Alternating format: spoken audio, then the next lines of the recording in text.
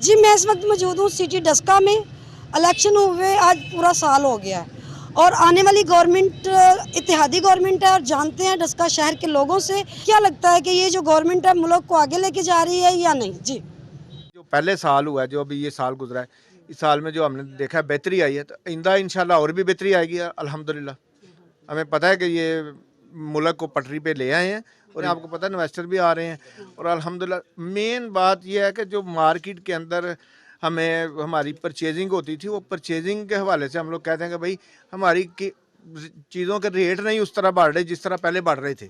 अभी ठहराव आ गया कारोबार के अंदर, बेहतरी की तरफ जाएगा इंशाल्लाह। तो पहले जैसे नहीं हुए अभी, पहले कारोबार बहुत अच्छे थे, लेकिन जब से ये गवर्नमेंट चेंज हुई है कारोबार मज़ीद अपने पाँव पे दोबारा खड़े नहीं हो सके अभी तक, जिसकी वजह कुछ महंगाई है, कुछ लोगों के अंदर वो सख्त होती है, एक परचेजिंग पावर होती है, वो नहीं रही हुई। साल की कारकर्दगी उनकी अच्छी जा रही है, बड़े प्रोजेक्ट उन्होंने शुरू किए हैं, सड़कें बना रहे हैं, गलियां बना रहे हैं, सारे काम कर रहे हैं, अच्छे काम कर रहे हैं, सबको नजर आ रहा है। बस जिसने करनी है बुराई हो उसने करनी है। शुक्र है बड़ी सारी बेहतरी आई है, कारोबार के हालात भी अच्छे हुए हैं।